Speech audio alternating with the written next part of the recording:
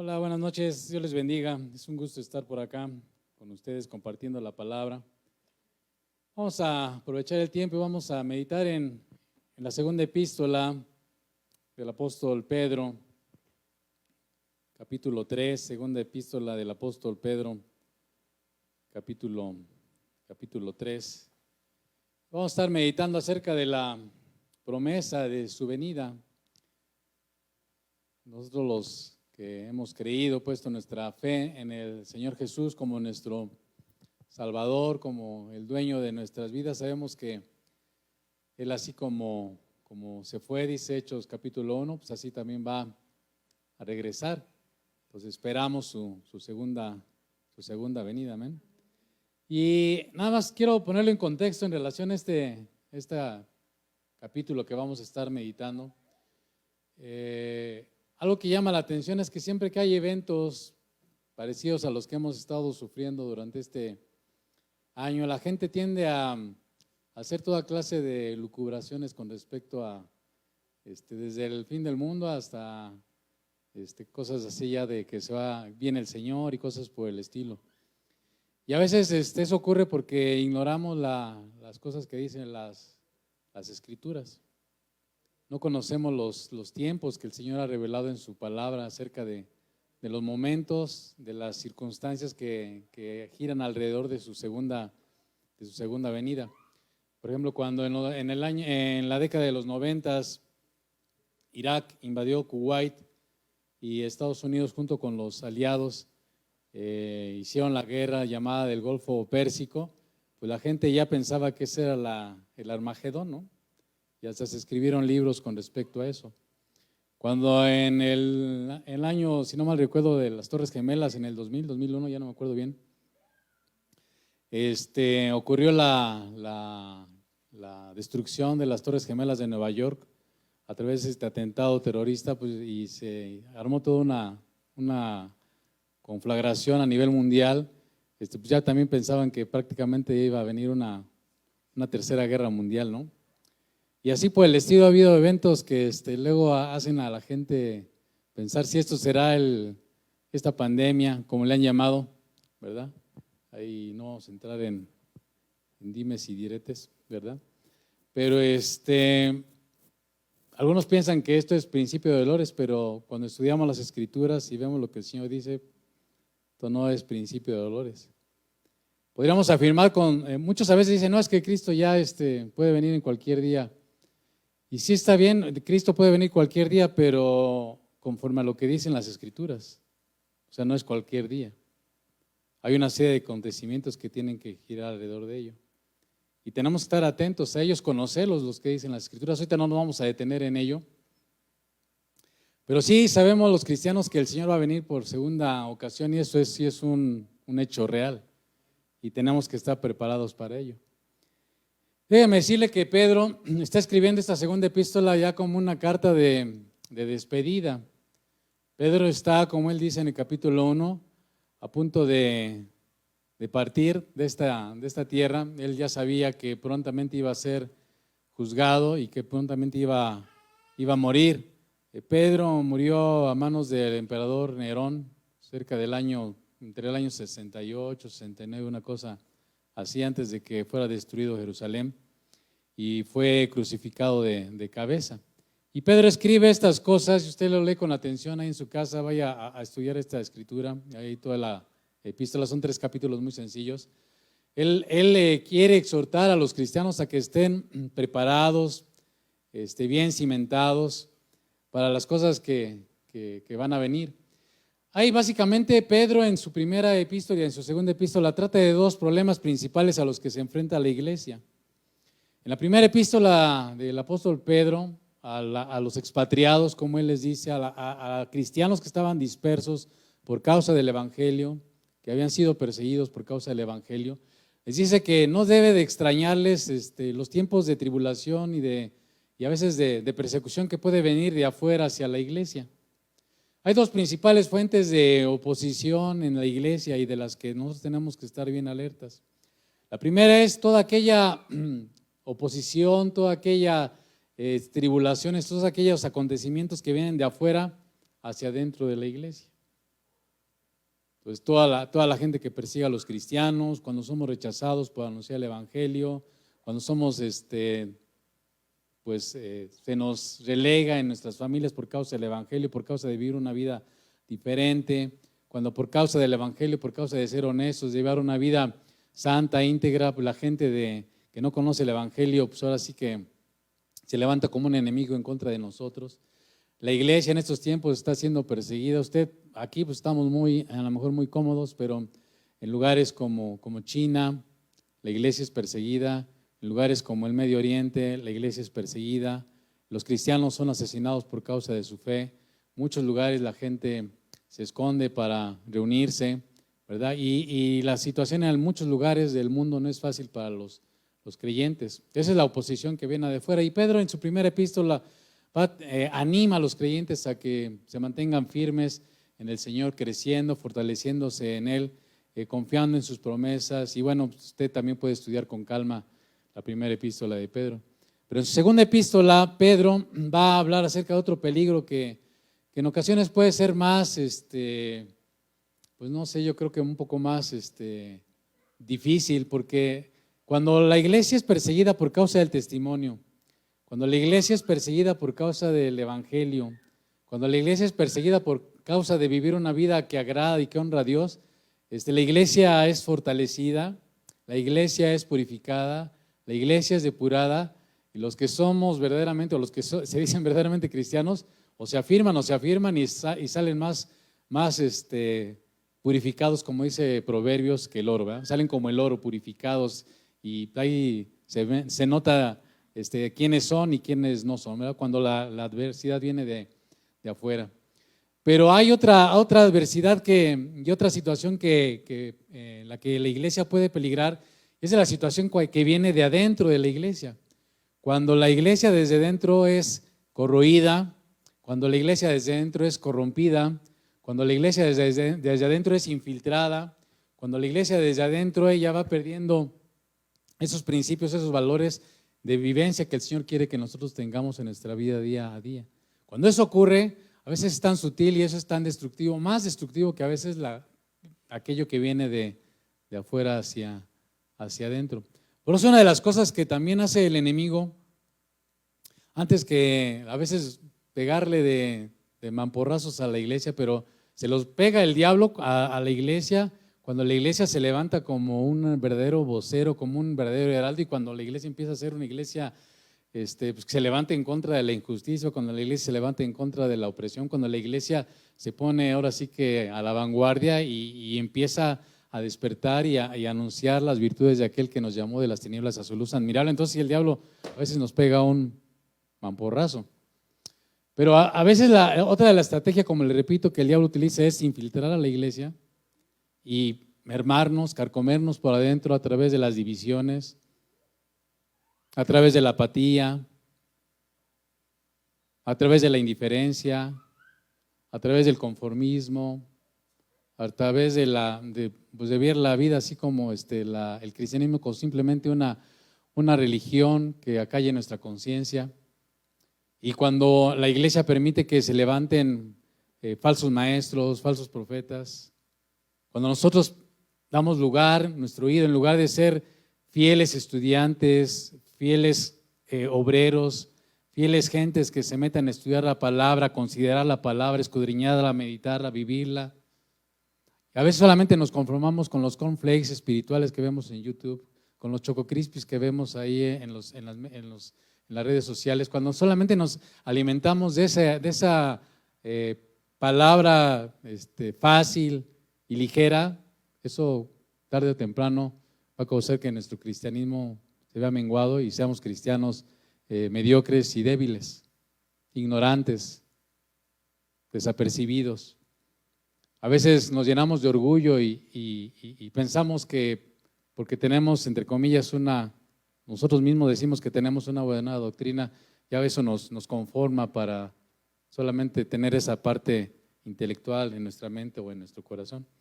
Y Pedro nos advierte que eso es importante, que nosotros tengamos cuidado de ello, porque si nosotros somos gente que nos volvemos autocomplacientes, pues estamos perdiendo la visión. Pedro se va a encargar de decirnos que tengamos cuidado de eso. Nos alienta a seguir trabajando en fundamentar nuestra fe, agregar nuestra fe, piedad, afecto fraternal, esperanza, confianza, paz, lo que está en 1 de Pedro capítulo 1 que usted y yo hemos meditado y se nos ha compartido muchas veces, ¿verdad? Y Pedro nos anima a estar cimentados y siguiendo la palabra de Dios de una manera fiel, genuina, porque es una antorcha que alumbra en lugar oscuro. Y nos advierte acerca de tener cuidado de aquellos falsos maestros, de aquellos falsos profetas que solamente se complacen a sí mismos y solamente buscan ganancias torpes, solamente están autocomplaciéndose sensualmente, materialmente y de diferentes maneras. Y llama la atención que Pedro, pues ya en esta carta de despedida, pues en el último capítulo, en las últimas cosas que él escribe, nos anime a recordar que la promesa del Señor es una promesa que se va a cumplir. Y vamos a ir ya directamente al capítulo 3, eso nada más es para que estemos en contexto de las cosas que está diciendo Pedro. Dice Pedro y el Espíritu Santo nos exhorta a nosotros, amados. O sea, para Dios somos nosotros amados. Su pueblo es un pueblo amado. Y Él está cuidando y velando porque nosotros salgamos de nuestro, si estamos en un marasmo, salgamos de nuestro marasmo y de nuestro conformismo y hagamos algo más de lo que nosotros, pues ahorita ya nos hemos conformado a hacer, ¿verdad? Eso yo voy por delante, ¿verdad? Dice, esta es la segunda carta que os escribo, que es esta segunda epístola que estamos meditando ahorita en este capítulo. Dice, y en ambas despierto con exhortación vuestro limpio, ¿qué? Entendimiento. Dice Pedro en el primer capítulo que él no se cansa de estar diciendo estas cosas, hermano. De despertar, de animarnos, de exhortarnos y de motivarnos a que nosotros entendamos las verdades del Evangelio, nuestro limpio entendimiento. Dice, para que tengáis memoria. Hay un propósito en todas las cosas que nosotros hacemos y decimos con relación a la palabra, estas meditaciones, estos tiempos, cuando usted lee la palabra, es tener memoria de las palabras que antes han sido dichas por los santos profetas y del mandamiento del Señor y Salvador dado por vuestros, dice, apóstoles. Fíjese que ni siquiera Pedro a diferencia de muchos que creen que Pedro es el primer papa, aquí Pedro ni siquiera se está incluyendo como parte de ese grupo de gente en el que está fundamentada la iglesia. Pedro tiene un espíritu humilde, él, aunque es un apóstol y fue llamado por el Señor para ser un apóstol, él mantiene la humildad. Y sin embargo, él nos exhorta a que nosotros tengamos memoria de estas palabras dichas por los profetas y de los mandamientos del Señor y Salvador.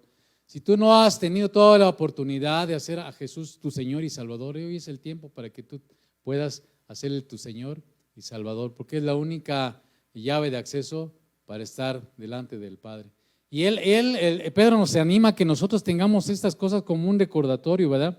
Pedro sabía, ¿verdad?, que las palabras de las Escrituras son importantes y que ellas no solamente son pura letra, sino que cuando nosotros las creemos y las vivimos, se convierten en nosotros en espíritu y se convierten en vida, ¿verdad? Entonces, Pedro está exhortándonos a nosotros también a que tengamos esto en mente y siempre lo tengamos presente.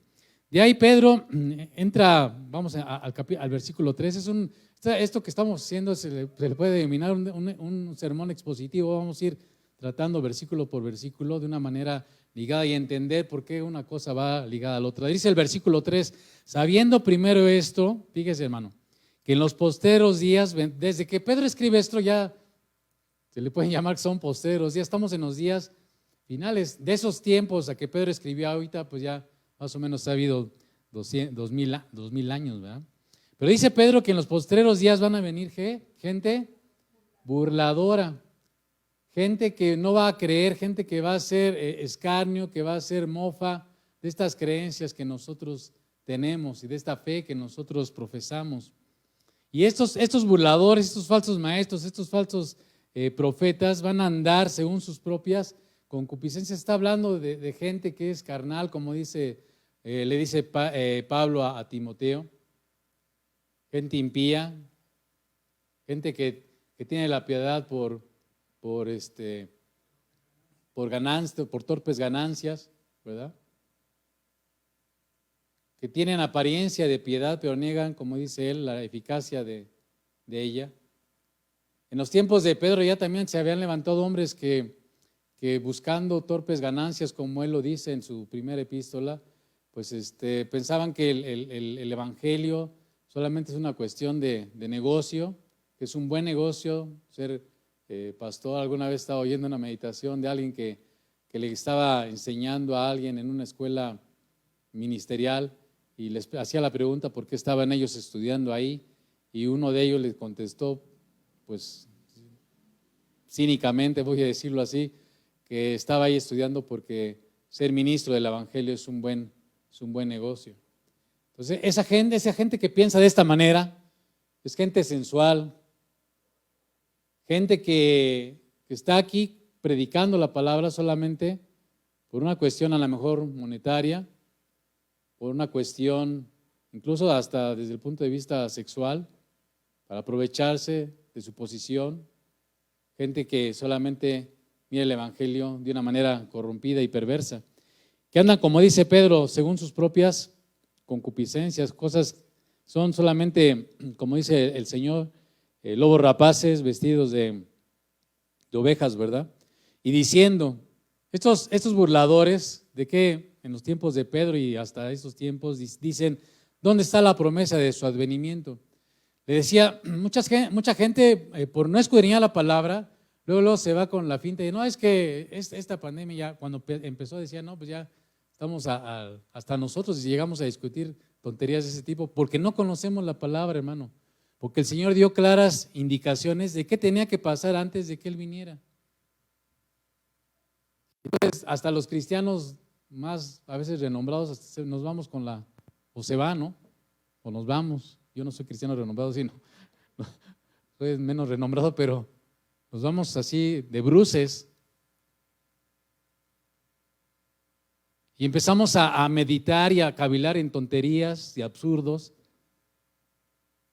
Y oigo de ustedes, y no de ustedes que están ahorita presentes, pero oigo de cristianos, tonterías como si la vacuna es la marca de la bestia. Esas son tonterías, son torpezas, por no conocer la palabra de Dios, del evangelio. Otra vez estaba viendo un título ahí de una predicación, es que ya se oye en los cascos de los 4 jinetes del Apocalipsis, ni siquiera entré a verlo, pero así lo titulaban, se oyen los cascos de los jinetes del Apocalipsis. O sea, son tonterías porque eso ni siquiera está en la palabra, como si ya vinieran en camino. Y entonces los despistados que no meditan y no consideran lo que dice la palabra, pues ahí andan perdidos, o andamos perdidos, ¿verdad? Entonces estos burladores dicen que, ¿dónde está la promesa de su advenimiento? Dice, porque desde el día en que los padres durmieron, todas las cosas permanecen así, como desde el principio de la creación. Dicen, bueno, ¿qué ha pasado? Ya van 2000 años y seguimos aquí esperando al Señor. Muchos ya le han puesto fecha a la venida del Señor, ¿no? Y ya han ahí surgido sectas como los adventistas del séptimo día, como los testigos de Jehová. Entonces es cosa seria, hay que estar bien apercibidos porque usted dirá, pues ¿a poco no se dieron cuenta?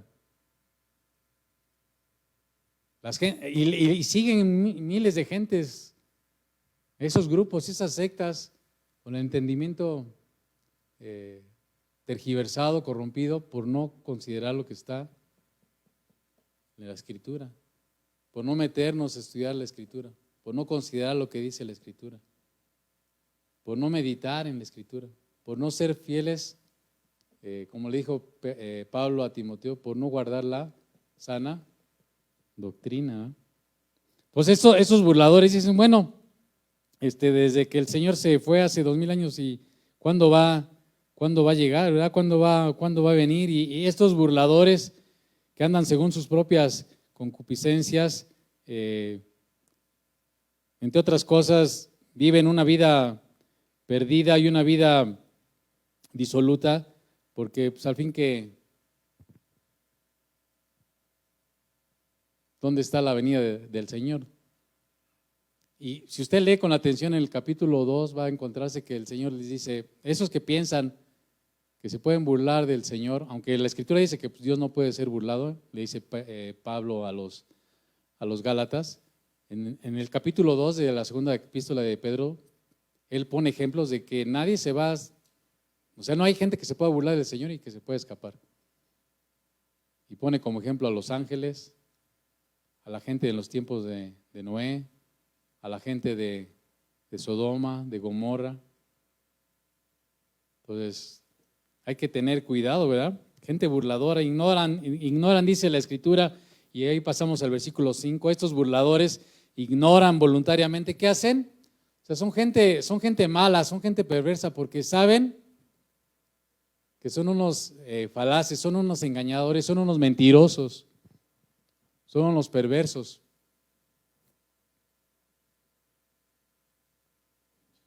Y nosotros tenemos que estar bien atentos, bien alertas. Y la única manera de estar atentos y alertas es mirando y escudriñándola, dijo Pedro, la Escritura. Amén. Entonces, usted no se debe conformar solamente con las cápsulas que recibe los miércoles, los domingos. Ya lo hemos dicho una y otra vez, hermano.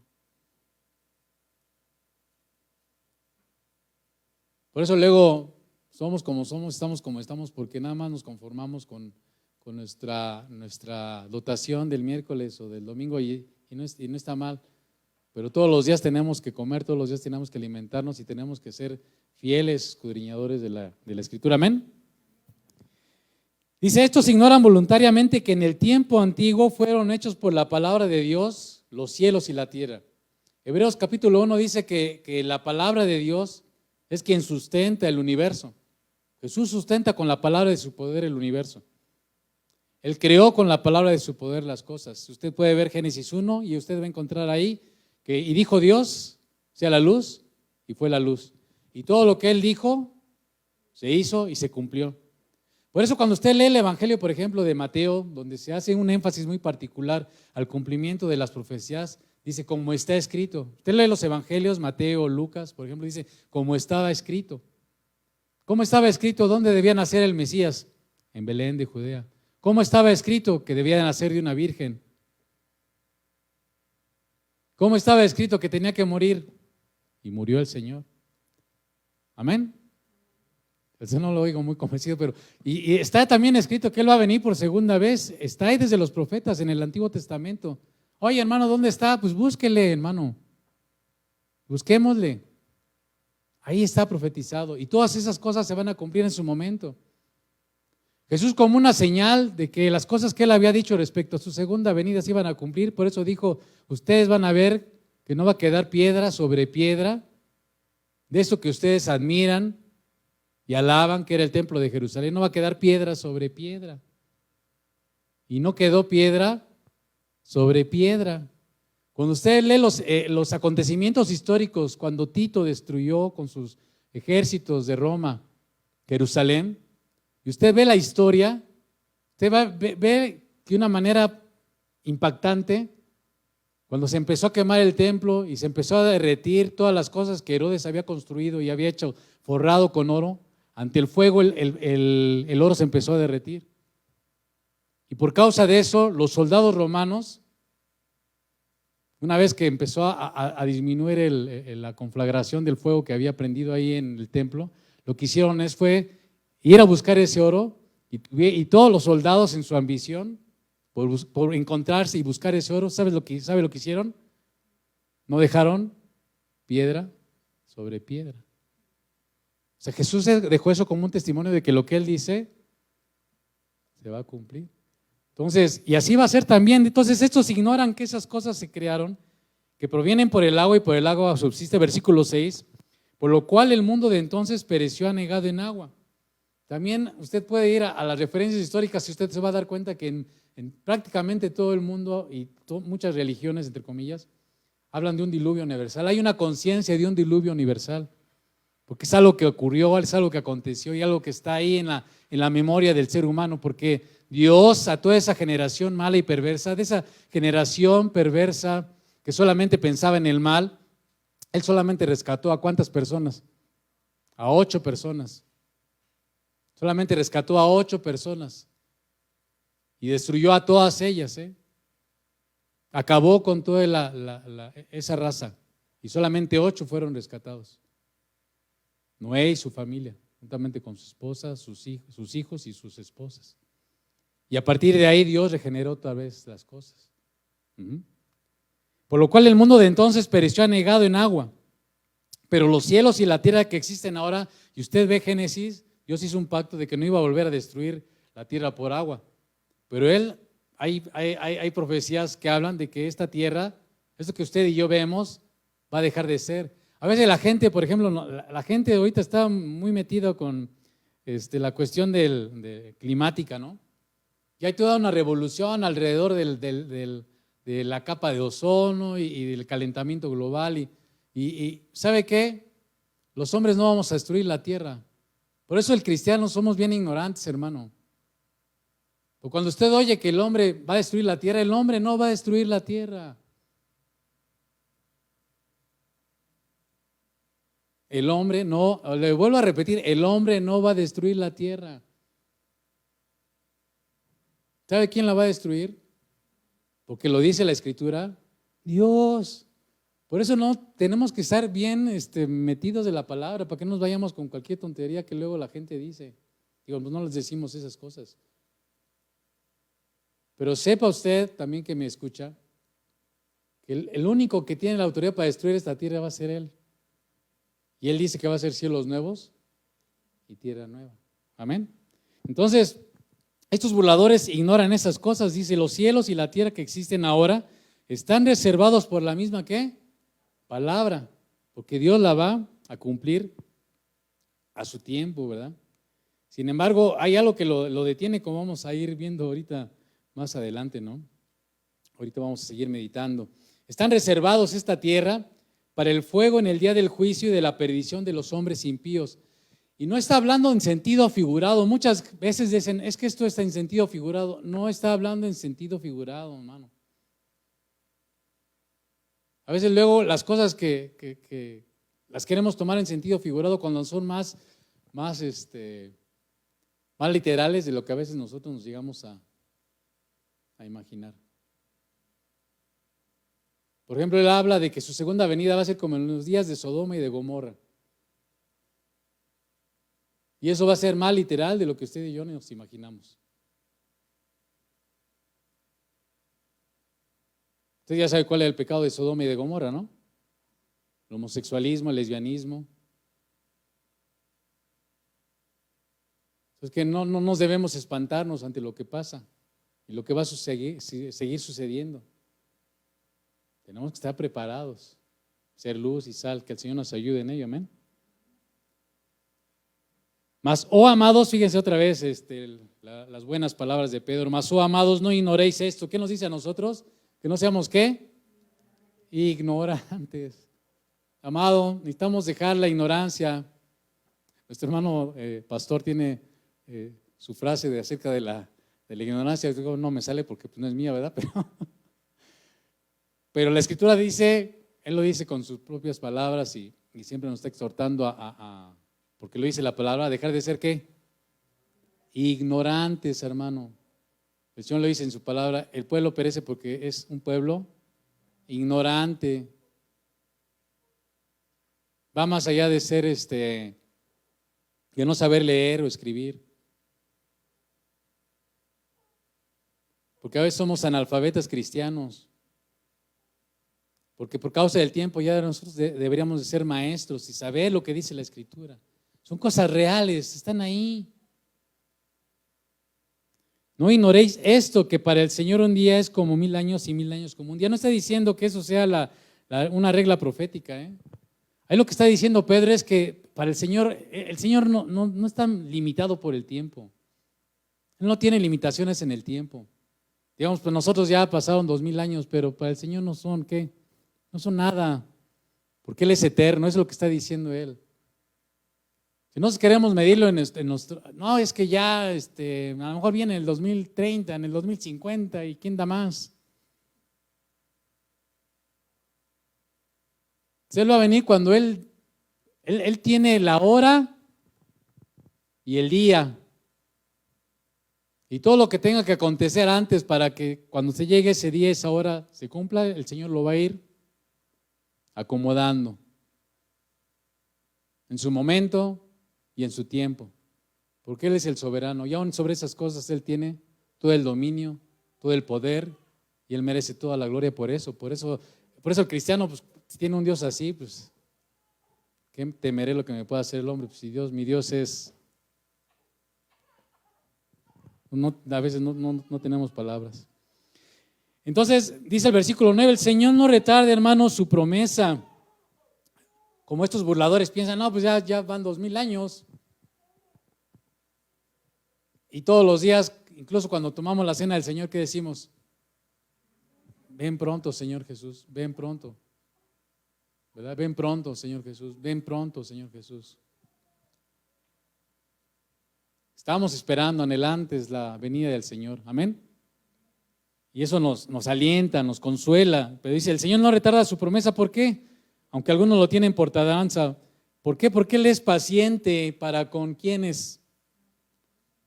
Para con nosotros, hermano, comenzando por la iglesia y también por los que no le conocen a Él. ¿Él está haciendo qué? Aún en eso Él muestra su amor para con nosotros. No solamente porque siendo pecadores Él envió al Señor Jesús a morir a la cruz del Calvario para ocupando nuestro lugar, sino que aún en este tiempo Él es ¿qué? Paciente para con nosotros, no queriendo que ninguno perezca. Y no es hablando de morir, porque todos los que estamos aquí, jóvenes, niños, todos vamos a... No hay nadie que no vaya a experimentar la muerte, hermano, no hay nadie. Hasta Lázaro que volvió a resucitar, que el Señor resucitó, perdón, hasta Lázaro volvió a morir. No hay nadie de aquí que no vaya a morir, todos vamos a morir, todos. Y si cuando el Señor venga, alguien está vivo, dice la palabra, y es un hijo de Él, lo va a transformar en un abrir y cerrar de ojos, amén. Entonces no está hablando de ese perecer físico, está hablando de ese perecer eterno, de vivir una vida eterna, separado de Dios. En el infierno, preparado para, dice la Escritura en Apocalipsis, para el diablo, sus ángeles y todos aquellos que no creyeron en el Señor. Eso dice la Escritura, ¿no? Pero también es paciente para con nosotros, hermano, porque Él nos ama y quiere que nos espabilemos, dicen los españoles. O sea, nos despertemos, ¿no? Y no necesariamente estoy hablando de despertarnos de la predicación, eso a lo mejor estás cansado, qué sé yo. No, en nuestra vida diaria, en nuestro acontecer, nuestro caminar con Cristo. No queriendo que ninguno perezca, sino que todos procedan al arrepentimiento. Ahorita estoy viendo a nuestras acompañantes jovencitas, a nuestras hermanitas pequeñas. Es que el evangelio es para todos, no importa si eres adolescente, pequeño, o ya eres un anciano. Él espera que todos ¿qué? Procedamos a ¿qué? Al arrepentimiento. Ay, hermano, ¿de qué me tengo que arrepentir? Pues de lo que hayas hecho en la mañana o hace rato. O no. O ayer, a lo mejor. O antier. O de cómo estamos siendo ahorita, ¿no? O de alguna actitud que el Señor nos redarguye que tenemos que dejar atrás, ¿no?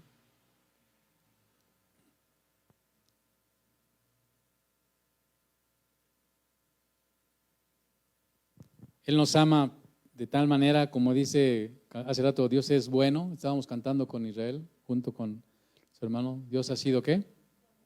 Sigue siendo bueno porque Él es paciente para con nosotros, ¿verdad? Quiere que procedamos al arrepentimiento. No nos volvamos una religión, nos volvamos a querer tener una comunión íntima con Él.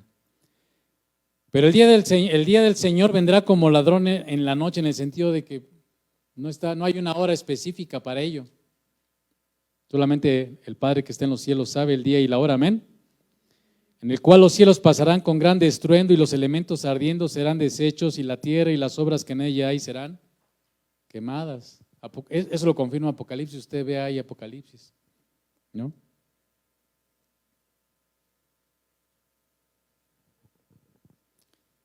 Hablando del arrepentimiento, Ezequiel dice lo siguiente: vivo yo, dice Jehová el Señor, que no quiero la muerte del impío, sino que se vuelva el impío de su camino y que viva.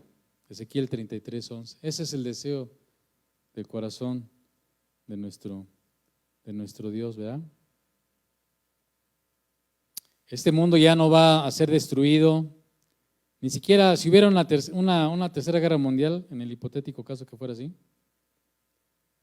ni siquiera una guerra termonuclear va a acabar con el mundo. ¿Sabe quién va a acabar con el mundo? Otra vez, Dios. Por eso usted debe estar, el cristiano debe estar tranquilo, ¿verdad? Esperando en el Señor. Versículo 11, vamos a apurarnos. Puesto que todas estas cosas han de ser deshechas, hermano, todo esto va a pasar. Dijo el Señor Jesús, el cielo y la tierra van a pasar. O sea, esto que usted conoce, esta corrupción de este mundo injusto, perverso, en el que estamos más preocupados por los perros y los gatos que por los niños que se abortan. Eso es un mundo perverso, ¿no? ¿Le parece? Estamos más preocupados por los perros y los gatos que por los niños que cada día se avientan a las alcantarillas y se desechan. Estamos más preocupados por esas cosas. Este mundo está corrompido, perverso, está con tristeza. Dice, puesto que todas estas cosas han de ser deshechas, ¿cómo no debéis vosotros, o nosotros, vamos a ponerlo así, andar en qué? En santa y piadosa manera de vivir? El hecho de que el Señor viene, hermano, nos debe de motivar a nosotros a vivir de una manera, ¿cómo? Santa y piadosa. ¿Cuándo? Todos los días. Es un reto para nosotros. Y eso es lo que pues, se nos olvida. Dios desea que nosotros vivamos de una manera santa y piadosa, esperando y apresurándonos para la venida del día de Dios, o sea, estando preparados para el día en que Él venga, ¿no? Y no solamente arrepentirnos cada vez que hay cena del Señor, ¿no? A veces solamente como cuando estábamos en la religión, ¿verdad? Solamente cuando íbamos a comulgarnos, confesábamos, ¿no? Y a veces sí, solamente cuando hay cena del Señor, pues nos acordamos de todas nuestras faltas y le pedimos perdón al Señor, cuando eso debíamos hacerlo todos los días, ¿verdad?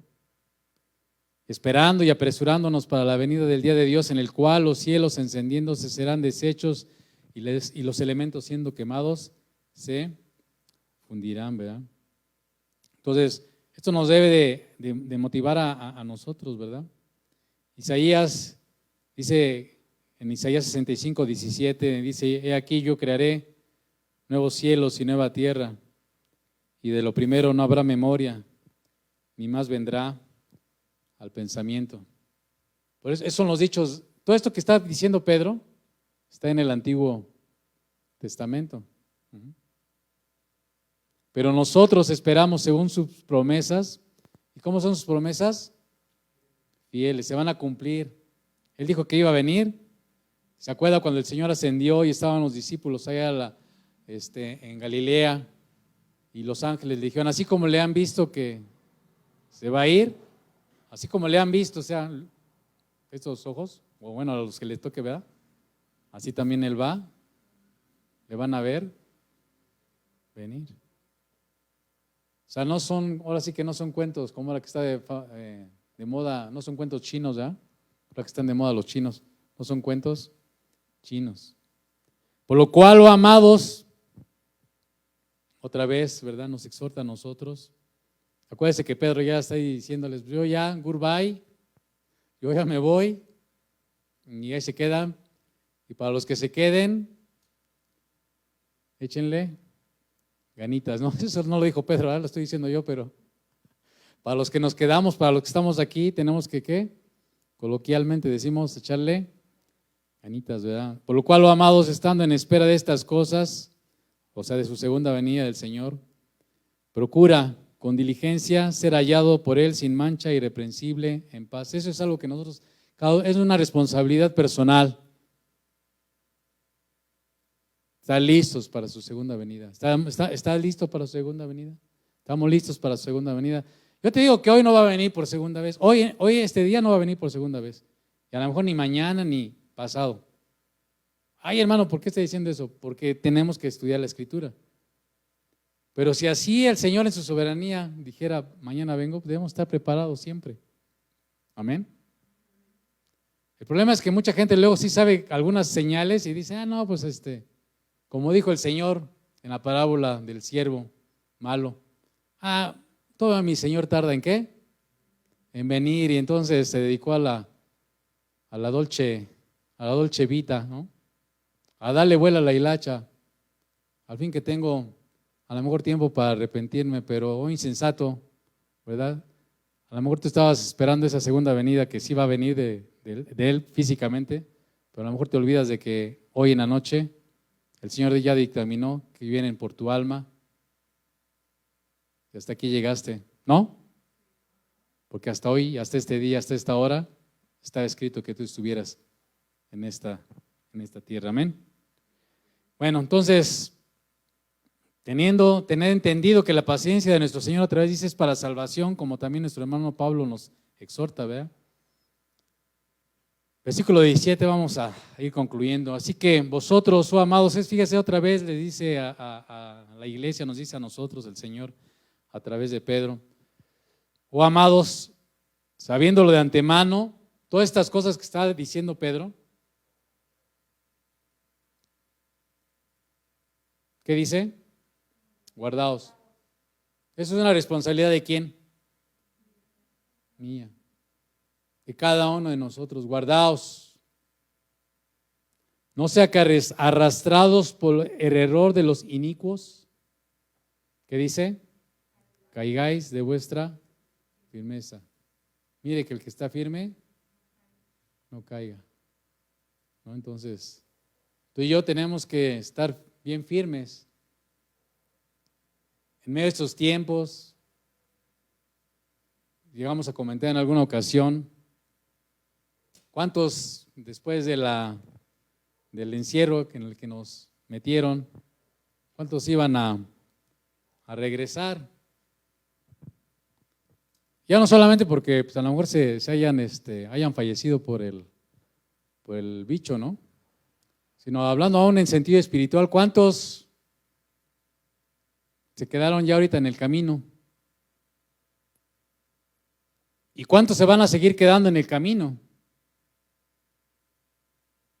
Por causa de no tener en cuenta esto y ser diligentes, vigilantes, atentos al cuidado espiritual de nuestra vida y de los que nos rodean, ¿no? Tú tienes y yo tenemos una responsabilidad personal, no solamente de cuidar por nuestras almas, sino también por de los que nos rodean. Antes bien, dice Pedro, creced en la gracia y el conocimiento de nuestro Señor y Salvador Jesucristo. A Él sea la gloria, ahora y hasta el día de la eternidad. Amén. Amén. Sí es amén. No como luego los amenes que decimos. Así sea, gloria a Dios. Amén. Entonces Pedro con esto se despide. Y yo también me despido de esta meditación y le animo, hermano, como nos anima el apóstol, a estar firmes, dice un canto, firmes hacia adelante, huestes de la fe, sin temor alguno, porque Él nos ve. Los jóvenes los esperan, los esperamos aquí el sábado, hay reunión de jóvenes a las 12. ¿verdad? Y usted y yo, usted que me ve y usted que también me ve acá y por allá donde quiera que esté, le animo a ser firme, y valiente. Vamos a orar al Señor y la gente que nos visitó, estas pequeñas que nos visitaron, les animamos a que ustedes hagan suyo el mensaje del Evangelio y crean aquel que murió y resucitó por nosotros en la cruz del Calvario. Señor, te damos gracias por tu palabra. Ayúdanos a ser gente firme, valiente, decidida, a no prestar nuestro oído a la falsa enseñanza y a la mentira. Ser gente que es firme y que edifica, Señor, su vida en ti y confía en tu palabra y permanece fiel a ti hasta el día que tú vengas. Ven pronto, Señor Jesús. Amén. Dios le bendiga, hermano.